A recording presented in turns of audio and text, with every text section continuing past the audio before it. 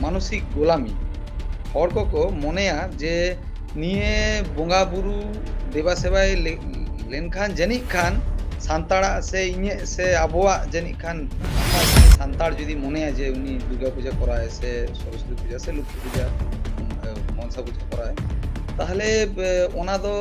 Sapa सापी mid line ते लई लेखान ओना दो बेबाड़ी पुइलु रे सनाम को सागुन जोहार एसएनबी लाइव रे सनाम को सागुन दाराम तेहन बोन कथा लगे जहां दो दुर्गा पूजा इदी काते नित जहां लका नेलो कना जे सांताल को दुर्गा पूजा को मानावदा जहां लका बोन बड़ाय गया हा दुर्गा पूजा तो सांताल को बांग कना और ओना लका तेगे तेहन अबो सावते नेवता पड़ा लका ते मेना किना जहां दो असिस्टेंट प्रोफेसर पार्सल किस्कु गोंके तेकिन गोंके जोहार ना सावते नो चैनल सागुन दाराम एकल एनका नासदरा उपरुम बिन मेन लका नाडी नापाय हा ओना तायम अबोना जहां कथा ओना बोन लहाय दी अच्छा सनाम न्यायल को अडियामा सरहाव और सगुन सेता इᱧ ᱧᱩᱛᱩᱢ ᱫᱚ ᱦᱩᱭᱩᱜ ᱠᱟᱱᱟ ᱯᱟᱨᱥᱟᱞ ᱠᱤᱥᱠᱩ ᱤᱧ टीडीबी रानीगंज कॉलेज रेन असिस्टेंट प्रोफेसर साउते पश्चिम बंग आदिवासी कल्याण समिति रेन स्टेट सेक्रेटरी से पनत सूत्र जोहार खान गोंके एहब कुकली लगातीन दोहया जहां लका बोन बड़ाय गया जे दुर्गा पूजा मा आबो बांग कना एनखान नितो नेलो कना सांताल को ओड़ा रे दुर्गा पूजा को मानाव दाको एनखान नोवाटा इदी कते चेक बिन मेना और साथ अबिन ले नेला का बिना जे सावता समाज इदी कते आयमा गान साता मिदी कते कथा को भी दोहो कता बिना अच्छा कथा दो हुयुग कना दुर्गा पूजा सावते सांताड़ा कोनो सगे किंतु बनुआना निये कथा बुझ रेना लक्ति मेना दुर्गा पूजा दो हुयुग कना पुरोपुरी दिकु कुआ पूजा एखन माने जुदी ओनकान जहाय सांताड़ जुदी मोनेया जे उनी दुर्गा पूजा कराय से सरस्वती पूजा से लक्ष्मी पूजा मनसा पूजा कराय ताहले ओना दो सापा सापी मिड लाइन ते लई लेखान ओना दो बेबाड़ी कमी गे हुयुग कना कारण एटा धर्म रेन से एटा माने जेत रेन परिस रेन जहां तिने बोंगा बुरु उनको मानाव बताओ से देवा सेवा रेना तो कोनो माने आउटकम आउटपुट तो बांग नेलो कना निये निये कोराव रेना मिटन अडी बैड इम्पैक्ट जहां हिजुआ ओना दो हुयुग कना साइकोलॉजिकल स्लेव मानसिक गोलामी हर को मोनेया जे निये बोंगा बुरु देवा सेवाय लेनखान जनिक खान सान्ताड़ा से इnye से आबोआ जनिक खान नापायोआ किंतु निये दो पुरुपुरी के उल्टा सान्ताड़ा अरिचाली सान्ताड़ा लक्चार सान्ताड़ा धर्म पुरुपुरी भिन्न और माने जहां को दिकु जहां को बाबड़े उनको अरिचाली भिन्न उनको भावना चिंता जहां गे उनको क्रिस्टी कल्चर तो भिन्न गया तो इनेगे ओना दो बांग होई के ठीक एवं जहां जहां आतुरे ओनकान घटना नेलोक कना निये दो माने साइकोलॉजिकल स्लेव होई कते को करावदा ओना हो होई दाड़िया और आको को मोनेदा जे निये जनिक खान रिस्क जोंग रेना मिटन जिनिस कना जदियो नोवा दो एकदम गे बांग ठीक कना और जहां घटना निये होई दाड़िया जे पॉलिटिकल इम्पिचमेंट माने पॉलिटिकल इम्पिचमेंट रेना हो माने आशंका पुरोपुरी ये बांग गनोक कना माने खारिज बांग गनोक कना एकल जहां लका गोंके मेन केदाम जे पॉलिटिकल मिटन सपोर्ट ताहे दाड़ेया ओना दो ओका लका भाबते नासनाम लई लखन हा नापायो এখন পুরো মানে ভারত জাকাত जहां চালাক কানা ওনা দো হক কানা মানে ধর্মীয় মেরুকরণ অথবা মি সেতে ইদি রেনা মিটন চেষ্টা ওনা ওনা দো আর এটা এটা এটা আছে হয়তো মানে গালোচ মি লাইন কোন হয়তো এটা আছে ওনা দো চালা যেমন ওনা ইউসিসি রেনা মিটন উদ্দেশ্য হয়ো অথবা যাহা দো হিন্দুত্বকরণ রেনা যাহা মানে উদ্দেশ্য হয়ো এখন প্রায় প্রত্যেকটি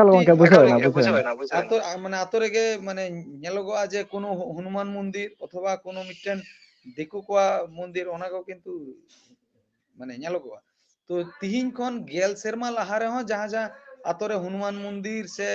কালী মন্দির সে এটা এটা মন্দির বাং তাহেলে না নিয়ে অক্তরে ওনা কো নেলগো কানা ওনা দো নেহাতি কাকতালীয় ঘটনা কিন্তু বাং কানা ঠিক আছে एकल गोंके ओना साथे जहां लका बि लई केदा ओना मा बुझोएन गया ओना साथे जुदी नितो दुर्गा पूजा आस्ते आस्ते ते को मानावे दाको एहो बाका दाको नोवा नेल नेलते आरो जुदी को मानावा हापेन दिन रे ओका लकना इफेक्ट न्यूरुआ से ओका लकना परिवर्तन हेज दाड़या आबो को तालारे ᱧᱮᱞ जुदी ओना बड़ी से को माने सांताल को जुदी ᱡᱩᱫᱤ ᱵᱟᱹᱲᱛᱤ ᱤᱫᱤᱜ ᱠᱟᱱᱟ ᱦᱟᱸᱜ बढ़ती इदी लेखान ओना तो नेगेटिव से के चला जेमन निये वक्ते एखेन टाउन रे तो बांग माने आतोरेन हो आयमा माने जहां को गिदर पिदर को उनको माने उनको ठेन এই যে ঠাকুর ঠাকুরান ওনা পরে লিটো বঙ্গা জাহের এরা জাহের आयु माने मोड़े को तुरुई को सीमे साणे ऑन माने नुको चेक कना को से चे माने उनको ची विषय वस्तु से सांताड़ सावते उनको माने रिलेशन दो चे अथवा आबोरेन बोंगा बुरु কয় কানা কো নিয়ে আতে কিন্তু কোনো কনসেপ্ট কিন্তু বানুয়া না এবং যদি জাস্তি দিয়া মনে আকো যে হ্যাঁ আবো তো ওনা বামড়ে কোয়া গে মিটেন হিস এবং বাবড়ে কোয়া হিস মানে উনকো তো মিটেন মানে যাহা जेत रे मिटेन थक से उनका कमी हटिंग कते मी ओक्ते ओना थक ये लेना किंतु नी ओक्ते तो ओना तो हर माने शोषण लगी से निसड़ो लगी ओना थक रेना माने प्रचलन नित धबी हो मिना এই যে ব্রাহ্মণ ক্ষত্রিয় বৈশ্য শূদ্র তাহলে সান্তাড় যাহে को आदिम उनको এই যে দিকু কোয়া বঙ্গা বুরু মানা বাতাও কাতে ওকা থকরে সেলে লাগি দোকানা को মানে বাবড়ে লেখাতে সে ক্ষত্রিয় লেখাতে সে বৈশ্য লেখাতে সে শূদ্র লেখাতে আর শূদ্র কোয়া নিয়ে অক্তে মানে মানে মোটামুটি যাহা তিন ওনা হিন্দু ধর্ম ইয়ে আবিষ্কার হই পরে শূদ্র যাহাই को से भारत दिसम फुरगल लाहारे से ओना परे परे थे शूद्र को चे हाल ताहेन ओना को किछटा बुझ बड़ा रे ना लगती ताहेन जोर जबरदस्ती कते ओना बोंगा बुरु माने माना बताव कते आको आको तेगे माने सांताल को हिंदू हिंदू धर्म रेन ओना शूद्र लेकाते लेखा चोक कना निये तो अडी हाहड़ा गे अडी गे दुख ना कथा निये आर चे मान ले মানে অঙ্কাকে চালাও লেখান এটা লেখাতে সান্তাড় ভাবতে কোনো কিছু অস্তিত্ব বাং তাহে না এবং যাহাই কোকো তাহে না উনকো তো ওনা সাইকোলজিক্যাল স্লেভ আর শূদ্র মানে মেনতে কো তাহে না एकाल ओना साथे गोंके जहां लका दो हां नितो नेलोक कना जे जहां आतु रे घटनाई लैदा जहां दो बाकुड़ा रना घटनाई लैदा ओडे नोंका नेला कना जे सरकार तरफना गड़ो को नामेदा ओना साथे प्रशासन हको गड़ो आको कना एनका नोआ मा समाज लागिन मिटन बैड इफेक्ट कान गया ओना तो साथे समाज लागिन मिटन अनाट कना जहां दो मिटन प्रॉब्लम कना समस्या कना एनका नोआ समस्या रे समाधान दो चेत हुई दाड़ेया ओका लका भाबते समाज रेन हर को स्टेप को हताव लखान नोआ रे समाधान नेलोगा अच्छा सरकार पास्टा खन जे अनिए बाखराते हो कोनो गड़ो सपो नामक कना अनकान घटना से अनकान खबर इन ठेन दो बनुआ ना जुदी सरकार पास्टा खन दुर्गा पूजा मानाव बताव लगी सान्ताड़ आतो करे हो कौडी जुदी को बिलो दाको ताहले इन लेइन जे निये दो अडी गे बेबड़ी मिटन ये होय कना सान्ताड़ा जहां जहां तिना अरी लाक्चर से जहां तिना माने कल्चर को मेना लाक्चर को मेना निये मानाव बताव लगी सरकार पास्टा खन कोनो कौडी बांग ᱧᱟᱢᱚᱜ ᱠᱟᱱᱟ ᱵᱚᱸᱜᱟ ᱵᱩᱨᱩ মানে মানাও লাগি সে ওনা ওনা ইয়ে লাগি কোনো কিছু কাউডি বাং ᱧᱟᱢᱚᱜ ᱠᱟᱱᱟ সরহাই লাগি কোনো কাউডি বাং ᱧᱟᱢᱚᱜ ᱠᱟᱱᱟ জানথার লাগি কোনো মানে কাউডি বাং ᱧᱟᱢᱚᱜ ᱠᱟᱱᱟ মাক্সিম লাগি কোনো কাউডি বাং ᱧᱟᱢᱚᱜ ᱠᱟᱱᱟ আর দুর্গা পূজা লাগি যদি যাহাই যদি নিয়ে কথা লই আয় অথবা যদি অনা কথা যদি সরি হইয়া তাহলে নিয়ে তো আডি গে দুঃখ রেনা মিটেন ঘটনা আর যাহাটাম লইতাম যে নিয়ে খন বাঞ্চার না হর ডাহার নিয়ে তো মানে সারি কথা তো হয় না বাঞ্চার না হর ডাহার তো হয় না এই যে আডি সিদাই পাঁচটা খন মানে সিদাই খন যাহা সান্তাড়া যাহা ওনা মাঝি আরি যাহা সিস্টেম ওনা আরিতে তাড়াম লেনখান গে নিয়ে খন বাঞ্চাও রেনা ডাহার তো ইমেন মানে মনে এই যে মনে হড় দাঁড়াই থেকে মাঝি হড় দাঁড়াই থেকে উনকু মনে হড় ইয়ে থেকে নিয়ে নিয়ে অনকান মুহিম অক্তক্ষণ বাঞ্চাও রেনা মিটেন হর মেনা एक्चुअली নিয়ে অক্তরে দুঃখ রেনা বিষয় দো কানা উনকো সাহায্য কাতে ওনা পলিটিক্যাল গিমিক আর গেমিং চালাক কানা এখন যাহা জায়গারে যাহা টোঠারে যতক্ষণ মারাং পোস্ট মাঝি হড়া তাহার না কথা তাহলে না সাধারণ হড় উনকো তো অতি অবশ্যই যাহাই को মাঝি হড় উনকো চেতান पतिया एवं जो माने रेस्पेक्ट से सम्मान दोहो रेना लगती मेना और साव सावते जहां जहां को कोनो मी आतो आतोरेन माझी माने मोड़े हड़ उनको हो निये रेस्पॉन्सिबिलिटी जे अनकान जे बेबड़ी घटना घटा कना निये विरुद्ध रे रुखिए दाराम एवं साधारण हड़ को जाते एटा से आलोमा दड़ से आलोमा चला निये नेल और निये चेतान तो अति अवश्य पॉलिटिकल तो इम्पिचमेंट से पॉलिटिकल गिमिक तो चला कान गया कोनो सांताड़ आतोरे जतक्षण लटू पोस्ट धारी से माने मानाव बतावान हड़ जहां जहां तो सर्वे सर्वा हड़ उनी दो माझी हाड़ाम किंतु ये जे भोट सिस्टम हिजू परे भोट सिस्टम हिजू परे ये जे जहां हड़ पंचायत प्रधान लेकाते से ग्राम परिषद लेकाते जे बचनी के नाय साधारण हड़ को आदो मने देखो जे उनी जहां पॉलिटिकल पर्सन उनी गे कनाय आतोरेन सर्वे सर्वा ऑन ओडे खन पुइले जहां माने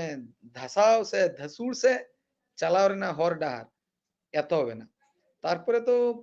पॉलिटिकल आरहन नाना हुनर इम्पिचमेंट मेना माने जाते हड़ हपन जाते यूनाइटेड आलोमा ताहेन उनको जाते एडुकेशन लगी से आरहन आकवा उन्नति लगी आलोमा चिंता दाड़े तो माने मी कथा ते लई गानोआ जे अनकान निये अक्तो रे जे मुहिम अक्तो चलाक काना निये खन बांचाव रेना हर डाहार दो हुयुग काना मजियारी सिस्टम और ओना रेना जथात इम्प्लीमेंट एकाल गंके एनखान नोआ को जहां दुर्गा पूजा नितो ओना साथे जहां लका मूर्ति पूजा आस्ते आस्ते बोलो इदी कना जहां दो आदिवासी को दो एकाल बांग कना दुर्गा पूजा चेदा मूर्ति पूजा बांग कना एनखान नोआ को इदी काते मुचाद रे दिसम हर तला रे चेद मेसेज एम पासनावा मैसेज पासना बोलते मूर्ति पूजा साथे सांताड़ा से जहां ट्राइबल आदिवासी उनको कोनो सगई दो बन काजे मूर्ति पूजा बगी पे और मूर्ति पूजा मेनते एखेन ओना दो रस्के जोंग रेना जिनिस दो बांग काना ओना साव साथे निये दो ओना जहां दो साइकोलॉजिकल स्लेव अथवा मानसिक गुलामी से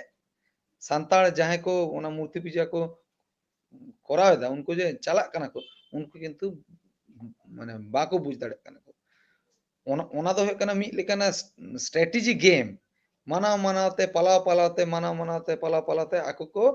कोनो मी प्रजन्म निये प्रजन्म बांग रहा परवर्ती जहां नेक्स्ट जेनारेशन उनको को मोनेया जे आलेरेन ठाकुर बोंगा बुरु दो जनिक खान माने शिव जनिक खान दुर्गा ठाकुर जनिक खान मनसा ठाकुर जनिक खान सरस्वती देवी ठीक है किंतु निये तो बुझना लगती मेना जे आबो दो कना बोन एकदम स्वतंत्र जाति गोष्ठी एवं निये जाति गोष्ठी रे कोनो लेकाना अनकान ऊंच नीच लटू कटी अनकान मनोभाव दो बनुआना अडी के सरस मिटन जाति जहां को आकोआ बोंगा बुरु अरी चाली जतो किछु के माने धर्म रड़ लाकचार जतो किछु के मेना काजी निजेरा रड़ निजेरा धर्म निजेरा अरी चारी लाकचार बोंगा बुरु आते गे जाते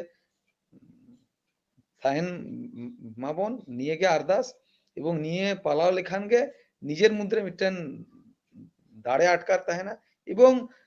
माने बांचाव रेना मिटन कॉन्फिडेंस ताहेना और बांखा एटा ठेने एटा जहां हुयुग कना जे सुपीरियर और आम आम हुयुग कना सांताड़ लिचड़ अनकान मोने लेखान उनका मोने कते बांचाव रेना हो साथ बांग ᱧᱟᱢᱚᱜᱼᱟ ठीक है काजी मुचाद से आरहों इने कथा गे हिजुग कना जे माने ओलेम आले रे रोडेम आले रे धर्मेम आले रे आम हम आदो जोहार गे मुचाद रार हमटे कुकली हा हिजुग कान गया जहां लगा दो फेक एसटी सर्टिफिकेट इदी काते बिन लड़ाई गया से सामांग रे बिन हिजुग कान गया ओना साथे आयमागन गंके को नोआ इदी काते को लड़ाई कान गया एनखान जुदी नोआ मूर्ति पूजा अबना रे बोलोयना ताले चे फेक एसटी सर्टिफिकेट से माने जहां कास्ट सर्टिफिकेट इदी काते से मिटे जातिगत जहां कि अनाट नेल दाड़ेया हिजुग कान दिन रे एसटी खुना को बाद दाड़ेया बना जहां लगा कुर्मी को हुई kana जातिगत आनाट तो अति अवश्य हिजुआ फेक एसटी साथे निये रेना सरासरि लिंक का बांग ताहे रे हो मोटामुटी मिटन सिउडो लिंक दो मेना गया कारण आबो दोबन बाड़ाय जे सांताड़ से आदिवासी जहां को उनको दो प्रकृति पुजारी अदो प्रकृति पुजारी बात कते माने नेचर ओरसी बगी कते जहां जुदी मूर्ति पूजा से बगी आय माने चला है ताले जहां को नॉन ट्राइबल पीपल उनको को परवर्ती क्षेत्र को लेया जे उनको तो आलादा डिस्टिंक्ट कल्चर मेनते तो कोनो किछु बनुआ ना काजे आर जहां लई लेते जहां कुकली रे दोहो कदाम जे कुर्मी लेखाते कुर्मी दो आदिवासी तीस रे बांको ताहले ओना तो एकदम बुझ का में ओना आजम आजम आजम आजम ते को किछु किछु हड़ को अनकान कुकली को दोहया जे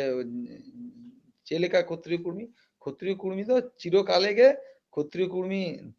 মানে তাহলে না কো उनको भितरी रे माने आदिम जाति से आदिम जनजाति से आदिवासी होई रे ना कोनो छिटे फोटार लक्षण बनुआ ठीक है আর নিয়ে নিজেরা ধর্ম নিজেরা জাতি নিজেরা সংস্কৃতি কৃষ্টি কালচার ওনা দো দহগে না পাইবা আর ওনা লেখান আলাদা কাতে সান্তাড় মেনতে সে আদিম জনজাতি মেনতে কোনো কিছু মানে बांग तहना से उनका मेनते बांग पाजा ᱧᱟᱢᱚᱜᱼᱟ आयमा सारा एनखान तेना abo साथे जपड़ा रकिन ताहे kana प्रोफेसर पार्सल किसकु गongke takin ona साथे jahan leka bon baray keda je मूर्ति पूजा lekan चे चे anat hui dare abona jati re oka leka effect ko nyuru dare noa ko idi kate bon baray keda ayma sara gongke nuna gadi okto em lagi te ar man kha mujur sanam ko ge sagun johar ar ape ko jahan uyar dara comment rate sodor tabon pe